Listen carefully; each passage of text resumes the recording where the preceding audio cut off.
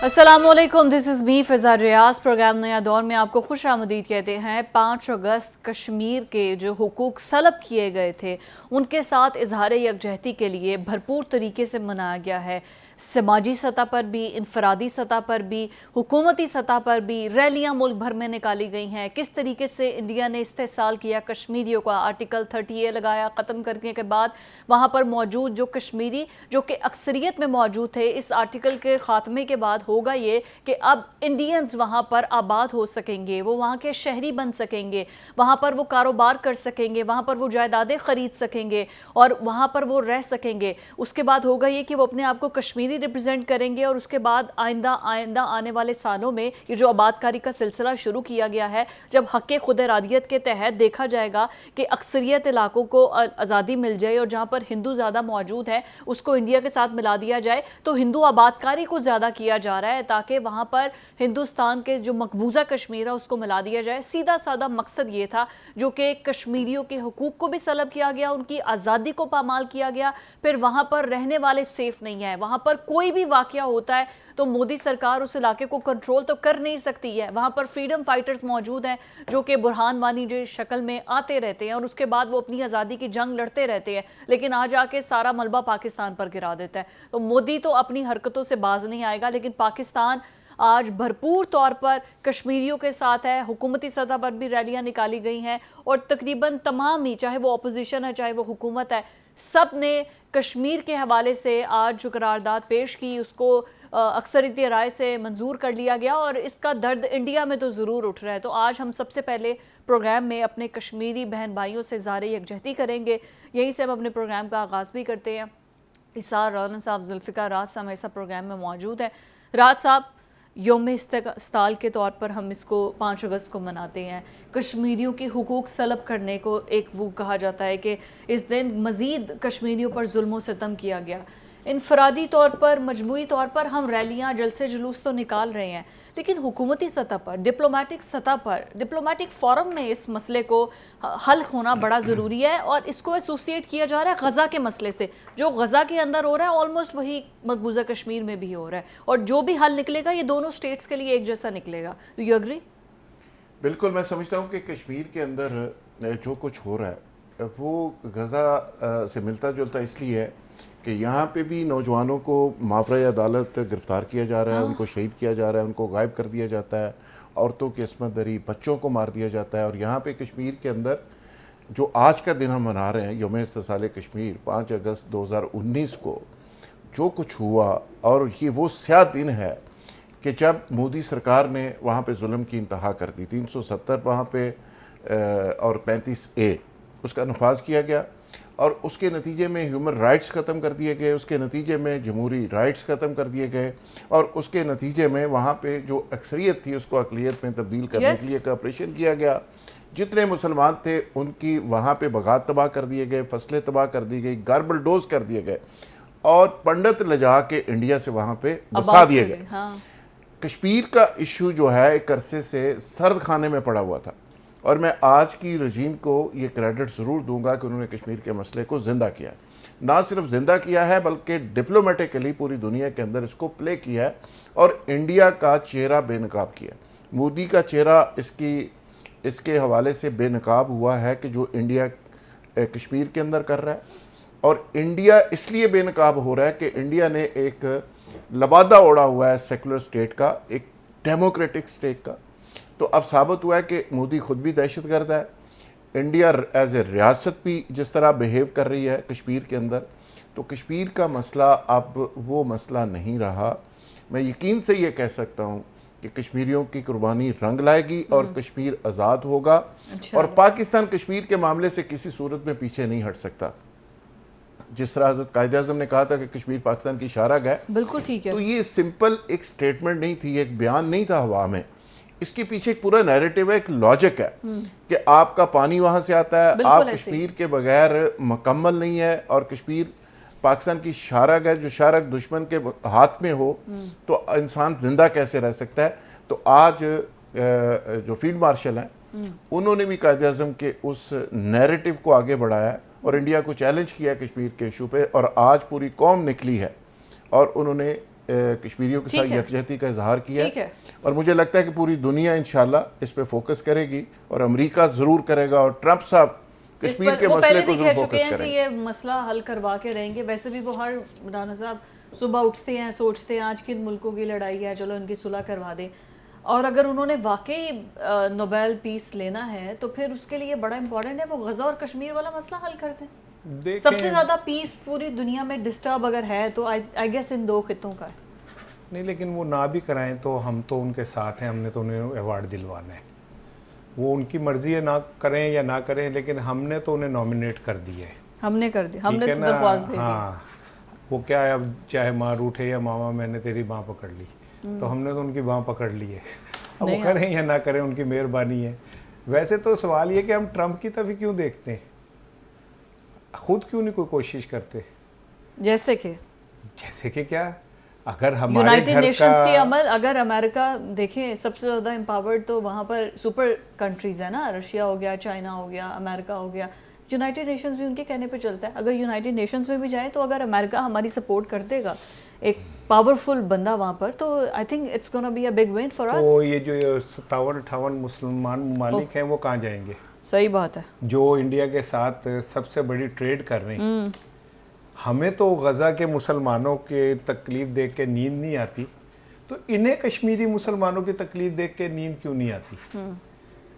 क्या सऊदी अरब, क्या बाकी ममालिक जितने अरबों बिलियन डॉलर के जो वो इन्वेस्टमेंट कर रहे हैं, जो वो वहाँ पे शहर बन रहा है सऊदी अरब में रियाज के करीब, और जिस सरजमीन के ऊपर रेगिस्तान को आबाद कर रहे हैं। शिकन आप नबी पाक नबी बरहक सल्लल्लाहु अलैहि वसल्लम तशरीफ लाए थे, वहाँ पे फिर मंदिर बन रहे हैं अब। ठीक है, तो क्या कश्मीर में रहने वाले मुसलमान जो हैं वो बाकी मुसलमानों जितने अहम नहीं है? तो फिर ये बेहिसी की चादर जो मुस्लिम ममालिक ने ओढ़ी हुई है, और हम सिर्फ ट्रंप अंकल की तरफ ही देखते हैं कि अंकल शाम आएगा तो हमें बचाएगा। तो हम खुद कहाँ गए? 57 मुल्कों की जो फौज बनाई हुई है हमने, वो क्या शादियों पे शुरली पटाखे चलाने के लिए बनाई हुई है? सो मैं ये समझता हूँ कि बजाय इधर उधर देखने के, ठीक है हम 5 अगस्त को यौम मुज़म्मत मनाते हैं और 5 अगस्त को यौम मुज़म्मत बनता भी है, जहाँ पे इंसानी हकूक़ सल्ब होते हों, उनसे उनका वोट का हक छीन लिया गया। ठीक है, उनकी आज़ादियाँ छीन ली गई, उनके जमहूरी हकूक़ जो है गज़ब कर लिए गए, उनको बतौर शहरी 2 नंबर बना दिया गया, उन पर झूठे पर्चे दर्ज किए जाते हैं, उन्हें उठा के जेलों में फेंका जाता है, उनकी बहनों के साथ, माओं के साथ बदतमीजियाँ होती हैं। तो ये सारा कुछ हो रहा है और हम उसे देख रहे हैं। हम चले, ये भी शुक्र है कि 5 अगस्त को हम यौम मुज़म्मत तो मना रहे हैं, इतनी इजाज़त तो दी कि हम करें। अदरवाइज़ ये कि भारत अगर ऐसा कर रहा है तो हम बतौर पाकिस्तानी, मैं एक बात आपको बताऊं, मुझे हुक्मरानों की नियतों का नहीं पता। आज भी 24 करोड़ पाकिस्तानी जो हैं वो मकबूजा कश्मीर के मुसलमानों के साथ उनके दिल धड़कते हैं। ऐसे ही है, बिल्कुल। और अगर इनके अंदर कहीं लर्जिश आ जाती ना, तो पता नहीं कितने मौके आए थे। क्या अभी मोस्ट रिसेंट क्या कहते हैं, कश्मीर के 3-4 हल नहीं पेश कर दिए गए थे बाजवा साहब के दौर में?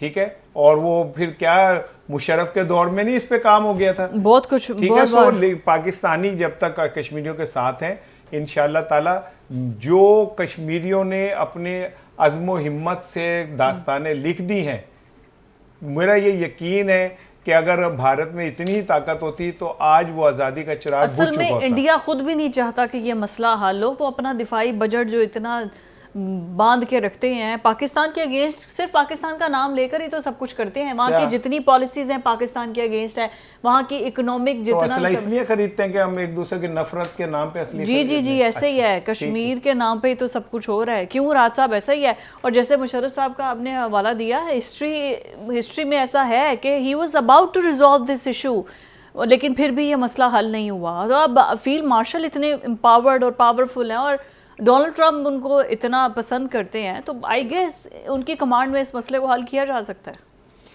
देखिए, ट्रंप तो कई दफ़ा कह चुके हैं कि कश्मीर का मसला वो हल कराएंगे। आपको याद है कि जब बानी पीटीआई मिले थे उस वक्त भी उन्होंने कहा कि मैं सालसी कराऊंगा। उसके बाद भी कई दफ़ा कह चुके हैं। और इंडिया के अंदर तो इस पर कहराम मचा हुआ है कि ये कौन होता है जो कश्मीर के मसले की बात करने वाला। और ट्रंप के ख़िलाफ़ वहाँ पे मुजाहरे हुए, वहाँ पे आर्टिकल लिखे गए, मीडिया ने बात की, ख़त लिखे गए कि जी देखें ये यूएनओ ने दूसरा फ्रीक जब इंडिया ने तस्लीम नहीं किया किसी को, तो ये कौन होता है कि दूसरा फ्रीक के तौर पे कश्मीर के मसले में आ गया। अब बातें अपनी जगह और इसमें कोई शक नहीं, जो बात आपने की कि मुशर्रफ साहब के दौर में इसके सॉल्यूशंस निकल आए थे। हमारी कई दफ़ा खुर्शीद कसूरी साहब से गपशप हुई है, तो वो कहते हैं कि हम तो रिजॉल्व के बिल्कुल ही करीब थे। बैकडोर डिप्लोमेसी चल रही थी। तारक अजीज़ साहब प्रिंसिपल सेक्रेटरी हुआ करते थे उनके मुशर्रफ साहब के, और वो इंडिया के साथ मुसलसल राब्ते में थे, और बहुत सारी चीज़ें डिस्कस होने के बाद एक दो फार्मूले ऐसे थे जिन पे तय कर लिया गया कि कुछ हिस्सा आपका है, कुछ हमारा है, और उसका बंटवारा एक तरह का एक वो मंसूबा था, और उसको इम्प्लीमेंट करने के जब करीब थे तो वो चले गए। तो ये देखें, एक मनसूबाबंदी इंसान करते हैं, एक अल्लाह मियाँ का भी पूरा एक फील्डिंग होती है। तो अल्लाह मियाँ को यही मंजूर था, जिस तरह इसराइल को तस्लीम करने के बिल्कुल ही करीब थे कुछ लोग, लेकिन हमास दरमियान से निकली, और फिर ऐसा शोला भड़का कि आपके सामने मुल्कों के अंदर बगावत होगी, अवाम खड़े हो गए इसराइल के खिलाफ, और वहाँ के हुक्मरान चाहते हुए भी इसराइल को तस्लीम नहीं कर सकते। तो इसी तरह कश्मीर का जो मामला है, जिस तरह राना साहब बात कर रहे थे कि पाकिस्तानी कौम जब तक जिंदा है और खड़ी है कश्मीर के मामले के साथ, एक जज्बाती अटैचमेंट है, एक मजहबी अटैचमेंट है लोगों की, तो हुकूमत के लिए बड़ा मुश्किल है इस पर कोई बारगेनिंग करना, सौदेबाजी करना। हम कहते तो हैं, हर गवर्नमेंट को आप कह देते हैं, और हर गवर्नमेंट अपने इलेक्शन मैनिफेस्टो के अंदर कश्मीर को हम आज़ाद कराएंगे, कश्मीर को पता नहीं क्या करेंगे, लेकिन फिर 5 साल भूल जाते हैं। हम एक दूसरे पर इल्ज़ाम भी लगाते हैं, फलाने कश्मीर बेच दिया, फलाने ये कर दिया, लेकिन ये कश्मीर का इशू इतनी आसानी से नहीं बेचा जा सकता, ना ये डाइजेस्ट हो सकता। पूरी कौम का एक जज्बाती ताल्लुक है। आज़ाद कश्मीर के लोग और पाकिस्तान के लोग ये सारे के सारे एक दूसरे के साथ जुड़े हुए हैं, और वहाँ पे श्रीनगर के अंदर और मकबूजा कश्मीर के अंदर पाकिस्तान के झंडे लहराते हैं। वहाँ पे लोग पाकिस्तान जिंदाबाद के नारे लगाते हैं। जैसे बांग्लादेश के अंदर एक इनकलाब आ गया, तो ये इनकलाब किसी वक्त श्रीनगर के अंदर आप देखेंगे, लोग खड़े होंगे, पाकिस्तान की बात करेंगे, और पाकिस्तान एक्सपेंड करेगा इंशाल्लाह। और राना साहब बेशक मायूसी की बातें करें, ये गजवा हिंद वाला जो मामला है वो आगे बढ़ेगा, और बांग्लादेश भी ग्रेटर पाकिस्तान का हिस्सा बनेगा, और कश्मीर भी ग्रेटर पाकिस्तान का हिस्सा बनेगा। क्या बात है। और इंडिया से 7 रियासतें टूट के वो भी पाकिस्तान का हिस्सा बनेगा। पंजाब हमारे साथ मिल जाएगा। वो तो कहते हैं ये वाला पंजाब भी हमें पॉसिबल है। अच्छा, where there is a will there is a way। हमारी विल क्या कहती है? मेरी इतलात तो ये है कि सऊदी अरब और यमन और इराक ये भी हमारे साथ मिल जाएंगे, ठीक है ना। अब आप कहेंगे ये मजाक है, ईरान नहीं मिलेगा हमारे साथ, जो हमारे साथ है, अफगानिस्तान हमारे, हम आगे 4 मोहल्ले जाके मिल जाएंगे। अगर नहीं आप समझे, पाकिस्तान में कैपेसिटी है, ये मिलेंगे सारे, ठीक है। मैं भी पाकिस्तानी हूँ, लेकिन मैं जागती आंखों से ऐसे ख्वाब नहीं देखता। मैं तो कह रहा हूँ कि इस पाकिस्तान को अगर हम अच्छा बना लें तो यही बहुत बड़ी बात है। सही है। यहाँ पे ही अगर हम जमहूरी इक़दार को मजबूत कर लें, वोट की हुर्मत को मजबूत कर लें, ठीक है, इदारों को मजबूत कर लें, आइन को मजबूत कर लें, तो यही बहुत बड़ी बात है। छोड़ें कि हमने 10 रियासतें अपने मिलानी है, उन्होंने की कसूर है, ठीक है, कि हम अपने में मिला लें। हम इस मुल्क को अच्छा बना लें, इस मुल्क को खुशहाल बना लें, यहाँ गासिबों से जान छुड़ा लें जो ऊपर बैठ के कौम का खून निचोड़ते हैं, कौम का खून गोश्त नोचते हैं, अपने बच्चों को खरबोपति बना देते हैं और इस कौम के बच्चों को भिखारी या नशे ही बना देते हैं। तो हम इस पाकिस्तान को खुशहाल बना लें तो ये भी बहुत बड़ी बात है।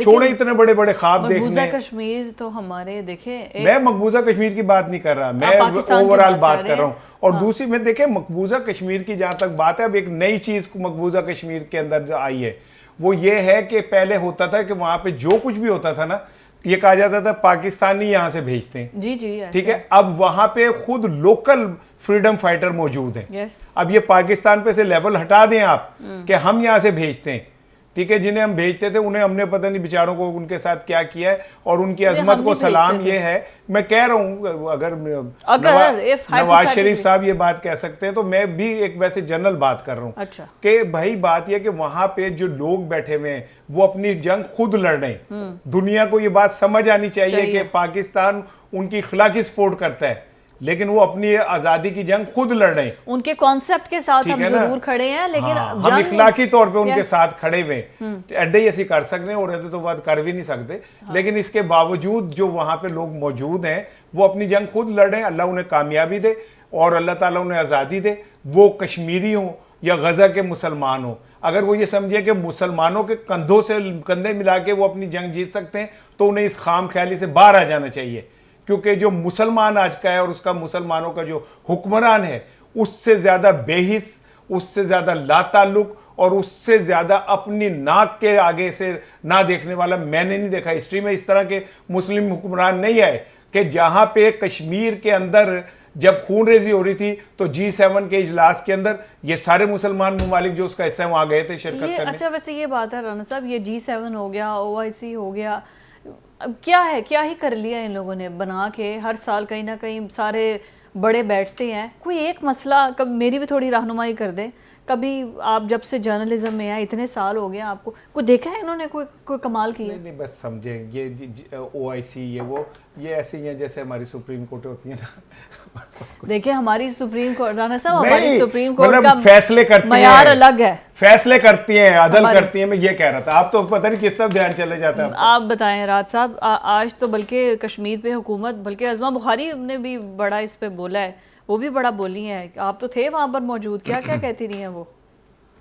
फिज़ा अज़मा बुखारी के साथ आज कुछ सीनियर सहाफ़ियों की नशिस्त थी CPNE के प्लेटफार्म पे, जिसमें एक्सप्रेस के एजाज़ुल हक साहब थे, काज़म खान जो प्रेसिडेंट है वो थे, इरशाद आरफ साहब थे, याज़ खान थे और बाकी कुछ सीनियर एडिटर्स थे। तो अज़मा ने उस पर बड़ी कैटेगोरिकली 2-3 बातें बहुत इंपॉर्टेंट की हैं। एक तो उन्होंने कहा कि जी मैं वर्किंग जर्नलिस्ट की, जो वर्किंग सहाफ़ी हैं उस क्लास की मैं आवाज़ हूँ, मैं सेठों की तर्जमान नहीं हूँ।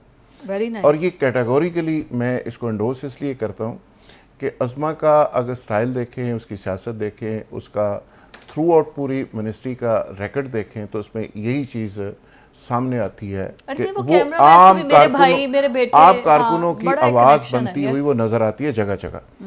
उन्होंने कहा कि जी आम जो जर्नलिस्ट हैं इनकी तनख्वाह जो अदारा नहीं देगा हम उसके फंड्स भी रोकेंगे, ये प्रिंसिपली हमने डिसाइड कर लिया है। तो उन्होंने कहा कि CPNE के हजरात और बाकी जितनी बॉडीज़ है आप फैसला कर लें कि आपने इश्तिहार रखवाने हैं या जो वाजबात हैं आपके बिलियंस रुपए वो हमने रोकने हैं। ओके। एक काम होगा और आपको सबको तनख्वाहें देनी पड़ेगी। ये नहीं हो सकता कि 7-8 अरब रुपया DGPR पंजाब दे चुका हो तो तनख्वाहें फिर भी लोगों को ना मिले। बहुत से इदारे हैं जहां तनख्वाहें नहीं DGPR मिल- सगीर शाहिद थे, उन्होंने सारी ब्रीफिंग देते हुए कहा जी कि इतने पैसे, इतने वाजबात, इतनी अदायगियाँ हम कर चुके हैं। और दूसरी बात उन्होंने कहा जी कि इंतकामी कार्रवाई हम किसी सूरत में ना करते ना करेंगे। और ये एक बड़ी हौसला अफजा बात थी। उन्होंने कहा जी कि कोई एक बंदा बता दें कि हमने कोई इंतकामी कार्रवाई की हो। और आज के मतलब नौकरियां महफूज हैं यौम इस्तिक़लाल कश्मीर के हवाले से उन्होंने कैटेगोरिकली कहा कि देखें आज लाहौर के अंदर आप देख रहे हैं ठीक है कि बिल्कुल कश्मीर के साथ यकजहती का इजहार तो हो रहा है, लेकिन और किसी किस्म की कोई शरपसंदी नहीं हो रही। ठीक है। तो ये बड़ी एक डिटेल इसका credit भी 2-2.5-3 घंटे की एक नशिस्त थी। वज़ीर- और आज़ादी सहाफ़त के हवाले से भी वहाँ पे बहुत सारे लोगों ने ज़ाहिर चलिए, ये तो बड़ी अच्छी बात है। लेकिन बड़ा अच्छा, सारे अच्छी जर्नलिस्ट उनको बड़ा थैंकफुल होंगे उनके इस थॉट के भी जो इन्होंने किया है कि जाहिर है अगर जर्नलिस्ट के वैसे ही सारे हुकूक सलब कर लिए गए हैं। बात करना ब्रेक के बाद आते हैं तो आपकी बात सुनते हैं। We have to go on a break.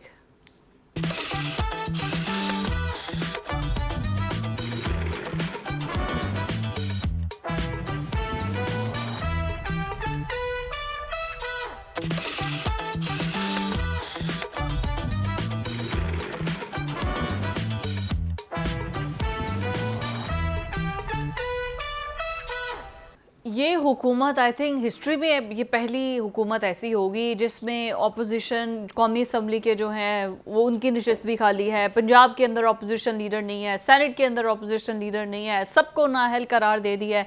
नाअहल करार देने के बाद फौरी जो फैसला आया, फैसला आने के बाद आज भी जो अहम 9 अरकान थे पाकिस्तान तहरीक इंसाफ के, उमर अयूब, जरताज, गुल हामिद रज़ा, ये जो तमाम शिबली फराज चीदा, उन्होंने इलेक्शन कमीशन इतना इनएक्टिव है, इतना फॉरेन एक्शन में आ रहा है, इतना इससे पहले इलेक्शन कमीशन को इतना स्पीडी काम करते नहीं देखा था। बट इट्स गुड, वो ना आप कितनी भी तनकीद कर ले, चल तो वो बाय द बुक ही रहे हैं। एक फैसला हुआ, फैसले के आगे उसकी प्रोसीडिंग की गई है। तो राज साहब, पाकिस्तान तहरीक इंसाफ के लिए इलेक्शन कमीशन की इतनी तेज़ी है, या अगर कोई और जमात का भी होगा तो ऐसे किया जाएगा? देखिए जी, आपके आइन के अंदर ये लिखा हुआ है कि जो शख्स सजा याफ्ता होगा वो मेंबर नहीं रह सकता। yes. पहली चीज़ तो यह है कि उस अदालत को बुरा भला कहना चाहिए जिसने को फैसला दे दिया। अगर किसी को इतराज़ है इलेक्शन कमीशन के फैसले पे, चूँकि इलेक्शन कमीशन फैसला कर रहा है कोर्ट के उस फैसले के बाद, जजमेंट के बाद, तो कोर्ट की जजमेंट को ये चैलेंज करें और उसको चैलेंज नहीं करना और उसका वेट करते रहना है, तो ज़ाहिर इलेक्शन कमीशन ने तो उस पर एक्शन लेना है। उसके लिए चंद डेज़ होते हैं, उन डेज़ के अंदर अंदर इलेक्शन कमीशन ने फैसला करना होता है। अब सज़ा कोर्ट्स ने चूँकि अनाउंस कर दी और थोक के हिसाब से बहुत सारे लोगों की कर दी। अब कुछ लोग उसमें नायल हो गए हैं, कुछ हो रहे हैं, प्रोसेस में हैं। तो मैं पहले भी कह चुका हूँ कि पीटीआई बजाय इसके कि वो इलेक्शन कमीशन को गालियाँ दे, बजाय इसके कि वो किसी और पे गुस्सा निकाले, उनको चाहिए कि एक लीगल रास्ता इख्तियार करें। लीगल रास्ता क्या है कि जिस कोर्ट ने इनको नाहल किया उसके ऊपर कोर्ट्स बैठी हुई है, वहाँ जाके उसको चैलेंज करें। ATC से ऊपर अगर चैलेंज नहीं कर सकते तो कम अज़ कम इसका स्टे ले लें, प्रोसीडिंग चलती रहेगी। ये कम अज़ कम जो कार्रवाइयाँ हो रही हैं ये तो रुक जाएं। लेकिन मुझे लगता है कि पीटीआई ने डिसाइड कर लिया है कि ये इस तरह की शहादतें, जो सियासी शहादतें हो रही हैं, ये शहादतें इस तरह की होती रहें ताकि उनको आवाम की हमायत इस तरह मिलती रहे। और पीटीआई तो चूँकि तय ये कर चुकी है कि ना खेडांगे ना खेडन देंगे। अच्छा, तो आगे जाके मेरा ख्याल वो डिसाइड कर रहे हैं कि हम इज्तिमाई तौर पे इस्तीफे दे दें। पीटीआई समझ रही है कि सारे सिस्टम में उनकी गुंजाइश नहीं है। बचे कौन? जो जितने मुजामती जितने बचेंगे वो इस्तीफे दे के घर चले जाएंगे। ठीक हो गया। आपको लगता है कोई इस्तीफा देगा? राना साहब, एक तो अज़मा पर आप बात करना चाह रहे थे, आप मुबारकबाद, हमने मिलकर आपको दिया इज्तिमाई तौर पे, ये आपके लिए ख़ास तौर पर उन्होंने ये फैसला लिया। अच्छा नहीं, देखें बात ये कि अज़मा एक पुरानी पॉलिटिकल कारकुन है, सारी ज़िंदगी उनकी एक पॉलिटिकल उसमें गुजरी है, बैकग्राउंड उनका पॉलिटिकल है। तो डेफिनेटली पॉलिटिकल लोग इस सतह पे कभी भी नहीं जाते जिससे उनके ऊपर ये धब्बा लगे कि इन्होंने अपने दौर में सहाफ़ियों को निकलवाया। ठीक है, और अज़मा कभी भी ऐसा नहीं करती। राइट। और जब ये इस तरह की अफवाहें बातें फैलती थी तब भी मैं ये कहता था कि वो खातून जो हैं वो किसी और तरह की हैं। ठीक है, हर बंदा जो भी वज़ीर इत्तलात आता है वो अपनी मनमानी करता है, उसने अपना नैरेटिव बेचना है। लेकिन मेरा ख्याल है कि इस सतह पे अज़मा कभी भी नहीं गई और आई होप, मेरी उम्मीद है कि वो नहीं जाएंगी। और दूसरी बात ये कि उन्होंने जो अभी ये बात जुल्फ़िकार राहत कह रहे हैं, ये बहुत अच्छी बात है। अगर वो इस तरह करती हैं तो बेशुमार लोग उन्हें हमेशा याद रखेंगे। और अज़मा को आई होप सो कि ये गोल्डन चांस है और वो अपने आप को, उन्होंने बतौर वज़ीर इत्तलात तो प्रूव किया, शुरू में उनको बहुत मुश्किलात आई, विद इन पार्टी भी आई, लेकिन अब वो एक मजबूत तो ये कि मुझे उम्मीद है कि शी विल डेफिनेटली, जो हमने उन एक इमेज बनाया है वो कायम रहेगा उनका। वो ठीक है, she is a sharp women, वो she know how to handle it. But अभी ये जो पाकिस्तान तहरीक इंसाफ के जो 9 अरकान हैं उनको नाहल इलेक्शन कमीशन ने करार दे दिया है ATC की जजमेंट के बाद। अब पीटीआई के पास देयर इज़ नोबडी जो कि मुज़ाहमत करे या मुज़ाहमती हो। ये सब वही लोग हैं कॉम्प्रोमाइज़, जिनकी ना शक्लें हैं ना नाम है, और वो बैठे हुए हैं, उनको तनख्वाहें भी मिल रही है, मज़े भी मिल रहे हैं, मौजें हैं उनकी। परवीन शाकिर का मेरा ख्याल एक शेर है, वो कहते हैं कि मुमकिन फ़ैसलों में एक फ़ैसला हिजर भी था। मुमकिन फ़ैसलों में एक फ़ैसला हिजर भी था। मैंने तो एक बात कही, उसने कमाल कर दिया। वाह। ठीक है, अभी अदालत ने कहा, इलेक्शन कमीशन ने कमाल कर दिया, उनको उठा के चुक्को है सुटो सारे। हालांकि हिस्ट्री में ऐसी मिसालें मौजूद हैं जिन्हें सजा हो गई और इलेक्शन कमीशन ने उनको नहीं वो निकाला। नंबर 1। नंबर 2 ये कि मैं तो इलेक्शन कमीशन को वैसे ट्रिब्यूट पेश करता हूँ क्योंकि उनकी वजह से आज पाकिस्तान में जितना सियासी इस्तेहकाम है, अल्हम्दुलिल्लाह पाकिस्तान में अमन ही अमन है सियासी। कोई कहीं को किसी को ना मुजाहरों की ज़रूरत है ना प्रोटेस्ट की ज़रूरत है। हर पूरी सियासी जमातें आपस में शेर व शक्कर हुई हुई हैं और पाकिस्तान के अंदर एक मिसाली यगानगत है। अदालतें फ़ैसले कर रही हैं और जनाब अली पार्लियामेंट जो है वो सबको स्पीकर कस्टोडियन है। तो इन हालात में इससे अच्छा पाकिस्तान नहीं हो सकता इलेक्शन कमीशन की मेहनत के बाद जितना आज पाकिस्तान अच्छा है। और मुझे उम्मीद है कि मेरा एक सवाल ये है कि ये अब आप इलेक्शन करा देते हैं फ़र्ज़ करें इनके ऊपर, और 1 महीने बाद अदालतें कहती हैं कि ये सारे फैसले गलत थे, जो हाई कोर्ट में जब ये लोग जाते हैं तो फिर क्या बनेगा? जो लोगों को आप कामयाब करा चुके होंगे और जिनको नाअहल करा चुके होंगे उन लोगों का बनेगा क्या? क्या कोई इसका जवाब है? और ठीक है, राजा सिकंदर साहब चीफ इलेक्शन कमिश्नर हैं, वो अपने बिल्कुल मुकम्मल तौर पे आज़ाद हैं, वो जब चाहे कह सकते हैं राजा राजा खांदे बिलियाँ बिलियाँ तक दियाँ, लेकिन इसके बावजूद भी मैं ये समझता हूँ कि हिस्ट्री जब लिखी जाएगी ना, आज पाकिस्तान में जितना पॉलिटिकल क्योस है ना, उसके जिम्मेदार काजी फायज ईसा, राजा सिकंदर साहब जैसे लोग होंगे जिन्होंने पाकिस्तान को सियासी अदम इस्तेकाम का शिकार किया। ये सियासी अदम इस्तेकाम क्या इलेक्शन कमीशन की जिम्मेदारी आती है? और सबसे इम्पोर्टेंट कि आपने अपोजिशन सेनेट में कोई नहीं है, कौमी नेशनल असम्बली में नहीं है, पंजाब के अंदर नहीं है, मतलब इतनी अहम की पोस्ट पे लोग जो मौजूद हैं उनको आपने रगड़ के सबको ही कर दिया है। तो ये आई गेस कोई अपोजिशन नहीं है, 2/3 अक्सरियत वैसे ले गए, रिजर्व सीट्स वैसे उनको मिल गई हैं, अब अपोजिशन लीडर तक चला गया है, तो हुकूमत तो बिल्कुल खुल्लम खुला फ्री हैंड है। राज साहब जो बात कर रहे हैं, देखिए बहुत सारी बातें हैं कुछ जिन पे गौर किया जाना चाहिए और ये सवाल उठाए जा सकते हैं। मसलन उन्होंने बड़ी वैलिड बात की कि जी अगर नए मेंबर्स आ जाते हैं और वो लेजिस्लेशन में भी हिस्सा लेते हैं और उनकी बेस के ऊपर अगली को तरमीम भी हो जाती हैं, फिर इलेक्शन फिर फैसला कोर्ट का आ जाता है, तो वो उनका वो लेजिस्लेशन के अंदर हिस्सा लिया हुआ जो अमल है वो कहाँ जस्टिफाई तो होगा? फिर स्टे क्यों नहीं लिया? अगर कुछ ऐसा बहुत था सारी तो स्टे चीजें ले हैं, लेते लेकिन ना। यहाँ पे तो ये भी हुआ है, जमशेद इस मुल्क दस्ती के ने लिया अंदर ना। है, तो ये भी हुआ है कि पंजाब असेंबली के एग्जांपल देख रहे नहीं, हैं वो हम। बात सुने, मैं करने एक दो। स्टे के ऊपर एक वजीर आला पंजाब वो तो खैर वो दूसरी बार रान साहब कर रहे हैं। मैं कहने लगा था पंजाब बार काउंसिल जो रेगुलेटर है वकीलों की, वहाँ पे 2 अहम ओहदे होते हैं, एग्जीक्यूटिव वाइस चेयरमैन और उसका जो हेड है, दोनों की डिग्रियां जाली थी और 22 साल से उन्होंने हज़ारों मुकदमों में पेश हुए हैं। अब कोई बंदा ये बताने को तैयार नहीं कि उनकी डिग्रियां जाली हो गई, बंदे फारग हो गए। वो 22 साल की उनकी जो प्रैक्टिस है उसका कौन वाली वारस है? तो यहाँ पे चीज़ें दफन हो जाती हैं फाइलों में। और अभी तो आपको सदमा शायद इस बात से हो रहा है कि अपोजिशन लीडर नहीं, तो जब काजी फायज ईसा चंद दिनों में चीफ इलेक्शन कमिश्नर का हलफ उठाएंगे तो फिर किस किस को सदमा होगा? बताएं जी, ये राणा और साहब को तो उनका बहुत उनका होगा। प्रोसेस में है फैसला और किसी वक्त भी ये सदमा राणा साहब को सुनने को मिलेगा। अभी तो कहते हैं ना वो अदम इस्तेकाम उन्होंने पैदा किया है, हाँ। तो फिर सारा इस्तेकाम दोबारा आके वो ठीक भी करेंगे। ठीक है, काजी फायज ईसा साहब के नाम ये कुर्रा निकल रहा है। ये तो पहले बिल्कुल भी निकल। हाइपोथेटिकली हम अपने प्रोग्राम में कितनी बार डिस्कस पहले हम कर चुके कर हैं। चुके हैं, लेकिन अब वक्त आ गया। पहले उनको कहा गया था कि आप जाके सैर सूर करें, रेस्ट करें, थोड़ा बहुत ब्रेक लें। प्रेशर में रहे, बहुत काम किया, तो जाके पूरी दुनिया घूम शूम के आए बच्चों के साथ। नहीं अब कोई वापस आगे हैं और अब वो ये बड़ी मुसद्दका खबर मैं आपको दे रहा हूँ कि उनकी प्रपोजल ये जा रही है। राज साहब कोई ब्रेक होता है ना, 2 साल या 3 साल के ब्रेक के बगैर आप कोई ब्रेक नया ओहदा नहीं 2 ले साल सकते। का एक होता है, हाँ। पीरियड होता है, लेकिन इसमें गवर्नमेंट के पास इख्तियार होता है कि वो ओके। उसको ख़त्म भी कर सकती है।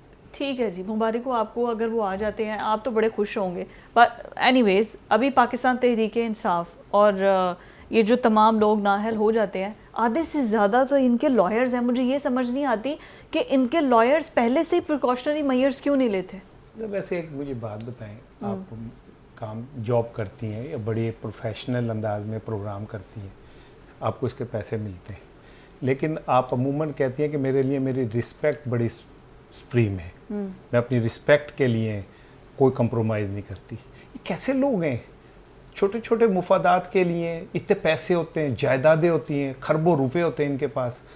आज वो जाके अब चीफ इलेक्शन कमिश्नर बन जाएंगे, उन्हें पता है कि पाकिस्तान आपको पसंद नहीं करता, आप जाके थोड़े से मुफाद के लिए, कुर्सी के लिए उस पर जाके बैठ जाएंगे। आप को थोड़ी सी बंदे के दिल में ये नहीं आती कि यार मेरी अपनी सेल्फ रिस्पेक्ट भी तो कोई चीज़ है यार। वो डोनट वाली ठीक है ना? बात याद है आपको? अब मैं कहना नहीं चाह रहा था, हम 3 लोगों में से 2 ठीक है को ना? पसंद करते हैं। मैं कहना पिज़्ज़ा भी नहीं चाह रहा करती है, था। उसके मैं भी करता बावजूद हूँ। भी आप देखें, मैं सिर्फ आपको बताने आप लगी नहीं करते तो अलग बात है, हम दोनों पसंद करते हैं। कोई भी शख्स जो होता है उसको क्रिटिसाइज करने वाले उसके क्रिटिक्स बहुत से होते हैं। अब वो डोनट वाली बात इतना हवा बना सोशल मीडिया पे, but still he was the chief justice. वो डेली चेयर करते थे, बैठते थे, उन्हें पता था कि ये चीज़ें मुझे डैमेज नहीं कर सकती।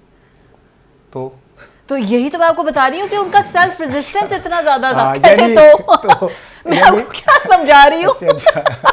ये नहीं समझेंगे, राणा साहब आप नहीं समझेंगे। बकरा हूँ जनू में क्या क्या कुछ ना समझे खुदा करे कोई, कि इंसान की नज़र में इज्जत और लोगों के अंदर वकार कोई मैटर नहीं कर रहा होता, उसे वो होना चाहिए। जिस शख्स को अपने आप पे कॉन्फिडेंस होता है या उसका स्टेटस उसे पता है कि ये छोटी छोटी बातें, एग्जैक्टली। एनीवे मैं वैसे एक बात कर रहा हूँ, इनको अलहदा समझाएं आप ब्रेक में। जिन्होंने खोपड़ियों के मीनार बनाए थे ना, वो भी मुतमईन थे कि हम बहुत अच्छा काम कर रहे हैं, लेकिन हिस्ट्री ने उन्हें कभी बहुत अच्छा नहीं माना, ठीक है ना। जिन्होंने एटम बम गिराए, जब गिरा रहे थे तो उनके पास लॉजिक्स थी और वो बड़े एतमाद से सीटों पे बैठे थे कि हम बहुत ठीक कर रहे हैं, लेकिन हिस्ट्री ने उन्हें हीरो नहीं लिखा।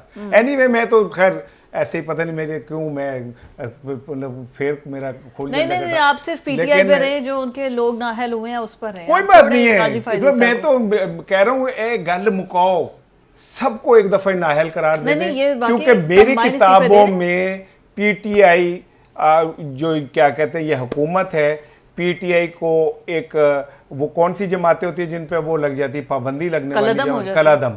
पीटीआई कलादम जमात है मेरी नज़रों में हुकूमत कैंड से। ये 1 साल पहले कोशिश कर चुके हैं कि पीटीआई को कलादम करार दिया जाए। अब ये इस बार इन्होंने तरीका दूसरा अपना लिया है, ठीक है। लेकिन मियां शहबाज साहब से सिर्फ मैं एक सवाल करूंगा कि ये जो तारीख का पहिया है ना, ये इसकी बड़ी एक जो बात है ना, वो ये घूमता रहता है, ये रुकता नहीं है। और आप अगर तारीख से ये तवक्को रखें कि वो एक जगह ठहर जाएगी, तो बड़े बड़े हुक्मरान, बड़े बड़े ताकतवर हुक्मरान आज वो मट्टी का हिस्सा बन गए। नहीं, जहीर राहत साहब बात कर रहे हैं कि कंबाइन रेजिग्नेशन देंगे पाकिस्तान तहरीक इंसाफ, ये उन्हें प्रोवोक किया जा रहा है, उन्हें प्रोवोक किया जा रहा है ताकि वो बिल्कुल निकल जाए, कट्टी कटाई मुक जाए, ठीक है। एक दफा चले जाए सारे कह लो जी आप ही चले गए, असेंबलियां तोड़ दी थी, अब वो ऐसा नहीं करेंगे। हालांकि इमरान खान को ये कहा जा रहा है कि जी आप रिजाइन कर दें सब जगह से, तो ये तो रिजाइन करेंगे, वो बाई इलेक्शन करा के बैठ जाएंगे, फिर आपके पास तो असेंबली में जो रोने का थोड़ा सा मुकाम है वो भी नहीं मिलेगा आपको। ठीक हो गया। वैसे एक तरीके से ये जो सारा कुछ हो रहा है, अब नए ऑपोजिशन को पता चल रहा है कौन लीडर होगा, कौन किसके नाम घुर्रा निकलेगा। देखिए, अब चूँकि जो पंजाब के और फेडरल थे वो तो जाहिर है आपने पहले भी बात की, अब उनकी जगह पे री इलेक्ट होना है, किसने होना है, उसका भी एक पूरा प्रोसीजर है, और वो भी गवर्नमेंट के तावन के बगैर मुमकिन नहीं।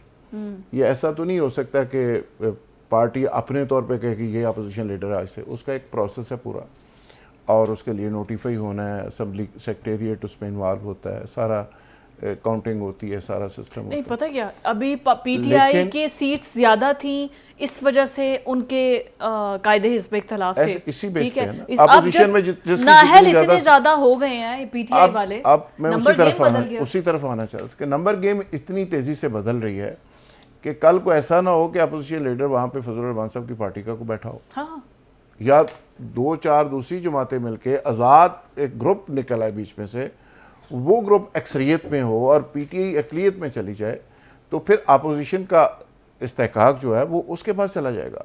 पीएसी का जो चेयरमैन है वो भी उनका आएगा, और बाकी जो ओहदे अपोजिशन के होते हैं वहाँ पे पार्लियामेंट के अंदर स्टैंडिंग कमेटीज़ और बाकी चीज़ें, वो सारे के अपोजिशन की उस ग्रुप के होंगे जो वहाँ पे अपोजिशन कर रहा होगा। तो चीज़ें आहिस्ता आहिस्ता उस तरफ जा रही हैं। मसलन अभी जितने लोग नाअहल हो गए हैं और जितने आगे जाके होने जा रहे हैं, उसके बाद तो नंबर ऑफ गेम बिल्कुल ही बदल गई। अब तो अपोजिशन का इस्तेहकाक जो पीटीआई के पास था वो भी नहीं रहेगा। अच्छा, ये एक तरीके से राना साहब, अब आई थिंक जितनी भी ऑप्शन है इस टाइम पीटीआई के पास बंद हो गई है, at the end eventually they have to come and sit with the government. नहीं, वो उसका ठीक कह रहे हैं, एस्टैब्लिशमेंट की बात आप जितना मर्जी कर ले, गवर्नमेंट के साथ बैठना पड़ेगा। हाँ, नहीं वो जैसे वो कह रहे हैं ना कि हुकूमत के ताउन के बगैर तो अपोजिशन लीडर भी नहीं बन सकता। इसकी मिसाल हमारे सामने असलम इकबाल की है कि वो उस पर 50 केसेस हैं, 50 से ज़ायद, जिनमें 2 कत्ल के भी हैं, और वो आज तक असम्बली मेंबर है लेकिन वो हल्फ नहीं उठा सका, और घर से बेघर हुआ है। उसने अपना एक घर भी तोड़वा दिया क्योंकि वहाँ बार बार पुलिस पहुँचती थी, तो उसने वो तोड़वा के प्लाट बनवा दिया। तो ये बिल्कुल ठीक कह रहा है कि हुकूमत अगर नहीं चाहेगी तो ऐसे या तो कुछ भी नहीं हो इसहाक डार ने भी नहीं हल्फ उठाया था, सकता। ठीक है। तो लेकिन इसहाक डार तो वजीर आजम के तैयारे में गए थे, वजीर आजम के तैयारे में ही वापस आए थे, फिर हुकूमतों अदालतों ने उन्हें खुद ही जमानत दी थी, पेशगी, और फिर उसके बाद उनके टीए डीए शीए वीए सब दे दिए थे। मैं उस पर नहीं जा रहा, लेकिन मैं ये अभी आप नहीं जा रहे। नहीं, Anyways। मैं वैसे नहीं, बदसबी करें बात, तस्करा बात कर रहा करें। हूँ। लेकिन बेहतरीन रास्ता मेरा ख्याल है पता है क्या है, देखिए जैसे जमहूरियत की खूबसूरती है कि पीपल्स पार्टी जैसी नामकबूल जमात सेनेट की सबसे बड़ी जमात है। पाकिस्तान की जमहूरियत का इससे बड़ा मजाक कुछ नहीं हो सकता। नहीं, नामकबूल ठीक कहाँ है ना? पे? सिंध के अंदर कितने सालों से वो, कितने दहाइयों से हुकूमत कर रहे हैं, और अभी आप कह रहे हैं कि वो तो गैर भोटकी मकबूल से 70 सेनेटर बने हुए तो दूसरी बात आगे ये फिर है खदशा है कि वो कि फिर हुक्मरान बेहतरीन बने। तरीका ये है कि पंजाब असम्बली में पोजीशन भी नून लीग से ले ली जाए ताकि रोला ही मुक जाए, पार्लियामेंट में भी ले ली जाए। ठीक है चले, ना? ठीक हो गया, आपका मशवरा सुन लिया होगा। एक ब्रेक पर मुझे जाना है, स्टे विद अस।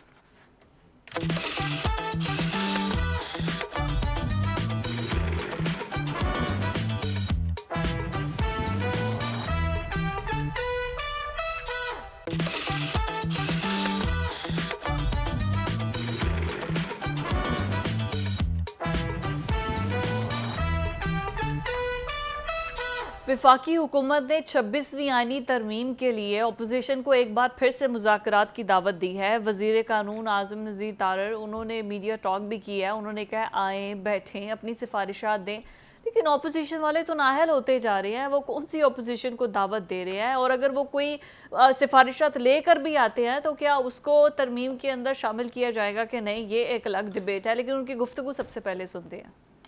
108 तरामीम हैं ज़ाब्ता फौजदारी में। क्रिमिनल जस्टिस सिस्टम तकरीबन कोलैप्स कर गया। 108 तरामीम का एक मुसवदा लॉ एंड जस्टिस की कमेटी में पड़ा हुआ है। आए सारे मिल बैठ के उसको एग्जामिन करें दयानतदारी के साथ। उसमें तो कोई सियासत नहीं है ना, उसमें तो बल्कि लोगों के लिए आसानी की गई है। ज़मानतों के कानून को बेहतर बनाया गया है, रिमांड के जो फीचर्स हैं उसको बेहतर किया गया है, झूठी FIRओं को रोकने के लिए मैकेनिज्म दिया गया। वो तो आपका और हमारा इख्तियार है ना, ये आयल के इस तरफ क्या और इस तरफ क्या। आए वहाँ से शुरू करते हैं ताकि आम आदमी तक इसके समरात पहुँचे। हम पहले भी तैयार थे, वज़ीर आज़म पाकिस्तान की हदायत के मुताबिक हम आज भी तैयार हैं। लेकिन सर, माहौल की इस गर्मी में डॉक्यूमेंट्स फाड़ने से मसले हल नहीं होते। सियासतदान की तरबियत ही डायलॉग है। आए, इस डायलॉग के लिए बैठे, सर जोड़ के बैठे, कोई ना कोई रास्ता निकल आएगा। जहाँ पे नीयत अच्छी हो वहाँ पे रास्ते निकल आते हैं। चलें, ये तो अच्छी बात है। उन्होंने बड़ा ओपनली वार्म एक तरीके से कहा है अपोजिशन को कि आए, बैठे। 108 तरामीम हैं, तरामीम के अंदर शिके हैं जिनको मज़ीद जो है वो ब्रीफ किया जा सकता है, और अगर अपोजिशन साथ दे तो क्यों नहीं ऐसा हो सकता है। अच्छा राज साहब, ये जितना ओपनली हुकूमत आके पॉइंट स्कोरिंग करती है, उसके बाद अगर सच में PTI या अपोजिशन बैठ जाती है तो उनकी सुनते भी नहीं है, बल्कि उनके तो नेशनल असम्बली में नहीं सुनी जाती। फिर वो अपनी किताबें फाड़ते हैं या उनकी आवाज़ किसी तरीके से सुनी जाए। उनको प्रॉपर टाइम दें ताकि वो अपनी बात कर सकें। अब उमर यूं तो गए वक्तों की बात हो गई। ये जो लेजिस्लेटर है ना सारे, ये इलेक्ट होके जाते हैं लेजिस्लेशन के लिए, और एक तरीका तो यह है कि वहाँ पे आप सारी किताबें फाड़ें, कानून की, आइन की, और सारी दस्तावेजात नारे लगाएं, कुर्सियां फाड़ मारें, के, हाँ। बजट की कापियां फाड़ के एक दूसरे के सर फाड़ के निकालें। डाइस के पास आके और बड़ी बड़ी बातें करें, तकरीरें करें, गालियां दें और एक दूसरे के गिरेबान फाड़ें। दूसरा तरीका यह है कि आप सीजन तरीके से कुछ चीज़ें तैयार करें, पढ़ें, स्टडी करें, और चंद मेंबर्स ऐसे हैं जो स्टडी करते हैं। जैसे वकला, आपने देखा है वकला को बहस करते हैं, उसमें चंद वकला ऐसे होते हैं जो पढ़ाकू किस्म के होते हैं, जजेस भी उनको पसंद करते हैं, वो केस को भी बड़ा सही आर्गू करते हैं। बहुत सारे लोग होते हैं डंडे मार किस्म के, वो जाके जज को भी आंखें दिखा रहे होते हैं, कुर्सियां मार रहे होते हैं। यहाँ पे भी सारा सिलसिला ये है अपोजिशन का। अगर अपोजिशन कोई प्राइवेट मेंबर्स डे के ऊपर कोई ऐसे बिल लेके आए जिस पे पब्लिक की वेलफेयर हो, या गवर्नमेंट जो बिल लेके आए उस पर प्रॉपर काम करके उसकी एक एक शिक के ऊपर वर्किंग करके उसको चैलेंज करे, तो ये एक बड़ा मेहनत का काम है। अपने केसेस में अच्छा, बड़ा मेहनत का काम है। अब हो ये रहा है कि अपोजिशन अपने कामों में फंसी हुई है, वो लेजिस्लेशन या इस तरह के बिजनेस के ऊपर काम टाइम ही नहीं दे पा रही। अच्छा, ये आज PTI ये कर रही है, कल नून लीग ये कर रही थी। नून लीग के सारे लोग ही केसों में फंसे होते थे, ये आराम से हुकूमत कर रहे होते थे। और प्लान पता है क्या था PTI का, कि 2018 के बाद जो इलेक्शन आएगा उसमें क्या करेंगे कि इलेक्शन से साल पहले इन पे कोई 20-20 मुकदमे और होंगे, ये इलेक्शन डेज में अपने मुकदमे भुगतेंगे, हम चुप करके इलेक्शन करेंगे और इक़्तिदार में आ जाएंगे। लेकिन वो मामला हो गया उल्टा। अच्छा, अब ये प्लान था, मास्टर प्लान था जो जनरल फैज साहब ने सारा बनाया था, और आगे जाके जो इक़्तिदार पीटीआई को मिलना था और लंबे अरसे के लिए सिस्टम को चेंज 2/3 मेजॉरिटी लेनी थी, जिसमें सदर बनना था किबला मानी पीटीआई ने, वजीर और सारे सिस्टम चीफ एग्जेक्टिव बनना था, सिस्टम चेंज होना था, सदारती निज़ाम आना था और सारी एजेंसियों को इकट्ठा करके उसका एक मॉडल बनना था, उसका जनरल फैज साहब ने हेड बनना था। ये पूरा एक प्लान था। अब यही मॉडल सारा वापस कर दिया उन्होंने, और ये सारे केसेस में पीटीआई वाले फंसे हुए हैं। तो जो काम जिस अच्छा, प्लान वही है, सिर्फ शक्लें बदली हैं। शक्लें बदली। अच्छा। वो ब्लूप्रिंट उनके हाथ में आ गया ना, कोई कॉपी किसी जगह रह गई किसी तो दराज रूम में, तो उसने क्या अच्छा भाई जन है कर चलो उल्टा कर दो। तो अब आज़म नज़ीर तारड़ साहब ने ये कहानी तो सुना दी सारी, राइट। लेकिन अब अपोजिशन के लोग उस पर बैठने की बजाय ना वो बेचारे अपने रोलों में लगे हुए हैं। तो उस पर किसने बैठना है, किसने करना है, और जिस तरह उनके ऊपर तलवार लटक रही है, बल्कि कई तलवारें अपोजिशन के ऊपर लटक रही हैं। अपोजिशन ये तासर ले रही है कि आज़म नज़ीर तारड़ साहब, उसकी पार्टी गन पॉइंट के ऊपर मुज़ाकरत करना चाहती है कि एक तरफ वो कहते हैं ये इस्तीफ़े हैं, दूसरी तरफ कहते हैं नाअहली है, तीसरी तरफ सज़ाएँ हैं, और चौथी तरफ हमने ना साढ़ा गाल बैठो। हाँ। तो उस हालात में अपोजिशन से बात करना चाहते हैं, और अपोजिशन के लोग ज़ाहिर है कुछ मेरे जैसे होते हैं जो डर भी जाते हैं, कोई राणा साहब जैसे होते हैं असी नहीं कर दे गल है, राणा गुस्से भी आ जाता। क्या बात है राणा साहब, देखा बस यहाँ पे बात फंसी हुई, यहाँ पर बात फंसी। अच्छे बच्चे बने पीटीआई वाले, राहत साहब की तरह बात मान जाए। और रही बात, वैसे बात ठीक है, तारड़ साहब कह रहे हैं 108 छिकी हैं, ऊपर बैठे कोई रिकमेंडेशंस दें, कहीं अपनी कोई लेकर आए, तजावीज़ लेकर आए। इसे हमें नहीं मंजूर, ये प्रोपेगेंडा है, ये खिलाफ है, ये उससे बेहतर है कोई अपनी रिकमेंडेशन मीडिया पर आए, सोशल मीडिया पर आए। वैसे थोड़ा सा सब्र कर लें आजम साहब, तो 27वीं तरमीम को भी साथ ही शामिल कर लें। अच्छा, एक ही तकरीर एक ही दफ़ा अपोजिशन को तकलीफ दे दें, क्योंकि 27वीं तरमीम तैयार है ऑलमोस्ट, और उसके अंदर 18वीं तरमीम के कुछ चीज़ें विड्रॉ हो जाएंगी, रिवर्स हो जाएंगी। हाँ, और वफाक को ताकत मिल जाएगी, और मिनरल्स का भी मसला हल हो जाएगा सूबों से, ये वो। तो थोड़ा सा वेट कर लें, तो फिर एक ही दफ़ा मुज़ाकरात कर लें बजाय बार बार करने के। तो दूसरी बात ये है, इन्हीं वो सिर्फ टेस्ट कर रहे हैं, हो सकता है इस पर ओपोजिशन आती है कि नहीं। हाँ, वो दाना डाल रहे हैं। हाँ, ठीक है ना, इस पर आएंगे तो फिर एक ही हाथ में 27वीं पर भी बात कर लेंगे। अच्छा, दूसरी बात ये कि ये जो कानून साजी का हमें इतना शदीद, वो क्या 18 पता नहीं कितनी तरमीमें हैं, जुल्फ़िकार कितनी तरमीमें हैं, 118 108 तरमीमें। इनमें एक तरमीम क्या ऐसी है जो अवाम के बराह रास्त फ़ायदे की हो? पिछले 4 साल में कोई एक कानून ऐसा बना है जो बराह रास्त आम आदमी के फ़ायदे का हो? क्या कोई एक कानून साजी हुई कि भाई मुल्क के अंदर जो चीनी के कारखानों के मालिक हैं वो विड्रा करेंगे अपने अपनी सीट्स, ताकि लोगों को चीनी टाइम वक्त पे और क्या कहते हैं मुनासिब कीमत पे मिले?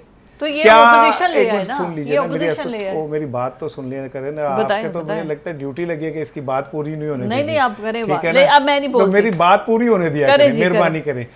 क्या इस असेंबली में एक भी ऐसा कानून पास हुआ कि भाई जो लोग $20 बिलियन पाकिस्तान से बाहर ले गए उनको कानून के शिकंजे में लाया जाएगा क्योंकि वो अवाम के पैसे थे? क्या इस कानून पार्लियामेंट के अंदर एक कानून ऐसा पास हुआ जिसमें ये कहा जाए कि जो ये नौजवान 2.25 करोड़ बच्चे स्कूलों से बाहर हैं, हमारी प्रायोरिटी ये होगी कि सबसे पहले इन्हें स्कूलों में लेके आए? क्या एक कानून ऐसा पास हुआ कि भाई हम क्लाइमेट चेंज का शिकार होने जा रहे हैं, हमारी प्रायोरिटी सारी क्लाइमेट चेंज के मुकाबले के लिए होनी चाहिए? क्या एक पास हुआ कि दुनिया आईटी के मैदान में चली गई है, हमने अपने बच्चों और मदरसों के अंदर आईटी का जाल बिछा देना है ताकि हम आने वाले वक्त का मुकाबला कर सकें? ये क्यों पास होते हैं? इसकी एक्सटेंशन बढ़ जाए, इसकी तनख्वाह बढ़ जाए, इसका ओहदा बढ़ जाए, इस असेंबली के अंदर यूं हो जाए वजीर आजम को ये मिल जाए, फला को 160% तनख्वाह फालतू मिल जाए, अब जो छुट्टी करेगा उसे पूरी तनख्वाह मिल जाए, गाड़ियां इतनी बढ़ जाए, प्रोटोकॉल इतना हो जाए। ये क्यों होता है इस असेंबली के अंदर? कहां है इसमें अवाम? मुझे बताएं, अवाम का इसमें स्टेक कहां पे है? यह असेंबली तो मेरे पैसों से चल रही है, मेरी तनख्वाह से, मेरे खून पसीने की कमाई से चल रही है। आप क्या कर रहे हैं? किस चीज के अमेंडमेंट्स करते फिर रहे हैं? बिलावल भुट्टो कहां है जो कहता था कि अगर 26वीं तरमीम मंजूर नहीं हुई तो मैं ताकत से मंजूर करा लूंगा? तो फिर इस पार्लियामेंट का क्या फायदा अगर आपने ताकत से मंजूर करानी है? तो मैं ये समझता हूं ये सब मजाक है, ये पार्लियामेंट, ये वो, ये सारा, जिस दिन तक, जब तक मिस फिजा रियाज साहिबा, जब तक इस पार्लियामेंट के अंदर वो लोग बैठे हुए हैं जो इस मुल्क के अंदर सबसे बड़े कमाने वाले स्टेक होल्डर हैं, तब तक याद रखिएगा इन पार्लियामेंटों का कोई फायदा नहीं। ताले लगाए, इनके पैसों से गरीब आदमियों की जिंदगी चल जाएगी। और अगर कोई शरीफ बंदा इलेक्शन लड़ भी ले तो अवाम ने वोट नहीं डालना। राना साहब यहाँ पर देखें आप, और मैं इलेक्शन लड़ा, वलीद इकबाल साहब, ठीक है, मुझे छोड़े, वलीद उनको इकबाल तो थे, वो 2 मरतबा अल्लामा इकबाल साहब के पोते हैं, जी, वो जी, तो जी। चलो उनका काम चल जाता है, वो अभी भी सेनेटर बन गए, सेनेटर बने ना, पढ़ा लिखा यहाँ पर मंजूर नहीं है ना, इनको वही पसंद है। अवाम का भी कसूर है, अवाम भी वोट उनको डालेगी जिनको पता है कि उन्होंने कुछ खिला देना है या हल्के में कुछ कर देना है कोई इस तरीके से। और वैसे सबसे पहले क्रिमिनल रिकॉर्ड देखें,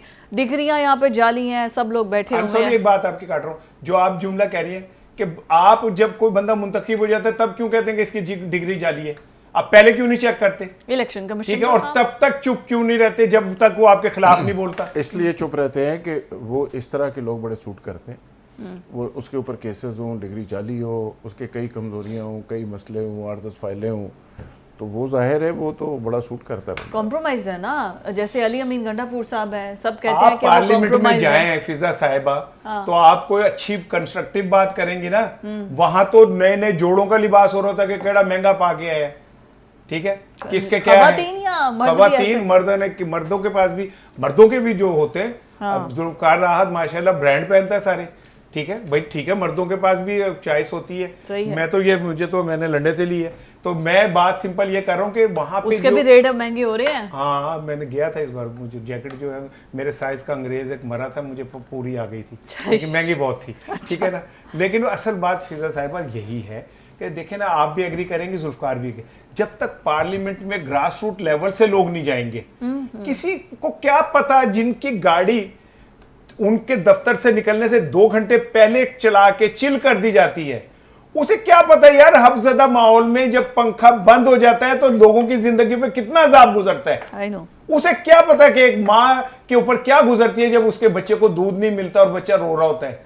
उसे क्या पता कि यार जब बिजली के बिलों का वक्त करीब आता है तो माएँ ऐसे भाग रही होती है फालतू बिजलियां बंद करने के लिए कि जैसे लगता है ये कोई पागल है। उन्होंने सारी जिंदगी पल्ले से ना बिल दिए, ना पल्ले से खरीदा, ना पल्ले से कुछ किया, पेट्रोल डलवाया, उन्हें क्या पता आम आदमी कैसे मर रहा है। और वो पार्लियामेंट में एम्बुलेंस लगी होती है लेकिन सब रुके होते हैं। खैर ये तो हमारा, आप सुपर कंट्रीज को देखें, सुपर नेशंस है, अमेरिका, उससे ज़्यादा कोई है, वहाँ पर भी पूल के अंदर जो गाड़ी है वो किसी के लिए कोई रिजर्व नहीं है। पता नहीं हमारे यहाँ पर मुगलिया दौर की कौन सी पूरे बरतानिया में देख लें कि चंद गाड़ियाँ, और यहाँ पे लाख के 90,000 से ज़्यादा लाख के करीब चली गई हैं गाड़ियाँ हैं, और उसका फ्यूल जो हमारी हड्डियों से निकल के ना वो वहां तक और रोजाना डलता है उनमें, और रोजाना डलता चले है ना चले, और वो कई पैसे एक अफसर के पास यकीन करें 4-4, 5-5, 6-6, 10-10 गाड़ियाँ। बाबडा के जो वजीर एक हुआ करते थे, आजकल भी वो वजीर हैं, उस वक्त उन्होंने अपनी एक जानने वाली खातून थी जिस पे बाद में उन्होंने शादी भी फरमा ली, 5 गाड़ियाँ उसको दी हुई थी और 15 गाड़ियाँ उनके अपने घर थी। अच्छा, रेलवे के एक वजीर थे बलोर साहब, पता चला कि वो जाते हुए 2-3 डाले वैसे ही रेलवे के ले गए और 10 गाड़ियाँ उन्होंने अपने घर रखी हुई थी और रेलवे की पता नहीं क्या क्या चीज़ें उनके घर में थी। अच्छा, ये इस कदर जुल्म करते हैं कि पूरे डिपार्टमेंट के पास चूँकि इतने वसाइल होते हैं, बस कई पाकिस्तान के ऐसे डिपार्टमेंट जिनके अपने हेलीकॉप्टर हैं, बाबडा उसका हेलीकॉप्टर है, OGDC का, कई इदारे ऐसे जहाज़ अपने हैं, तो वो उनको टैक्सी की तरह यूज कर रहे हैं। तो सरकारी वसाइल का अगर मिसयूज आप खत्म कर दें, इशराफिया, UNDP कहता है कि इशराफिया के ऊपर 17 बिलियन डॉलर सालाना, 17 बिलियन डॉलर ये खा जाते हैं। आप सिर्फ उसका आधा बचा लें तो आपको कर्जा लेने की जरूरत। लास्ट मिनट है राना साहब, anything would you like to say? नहीं, ठीक है, जुल्फकार जो बात कह रहा है, बात यही है कि भाई जब तक आप आम आदमी को नहीं समझेंगे इस मुल्क को कुछ नहीं हो सकता। बिल्कुल ठीक बात है। नाज़रीन, आज के प्रोग्राम से इतना ही, कल आपसे मुलाकात होगी। अल्लाह हाफ़िज़।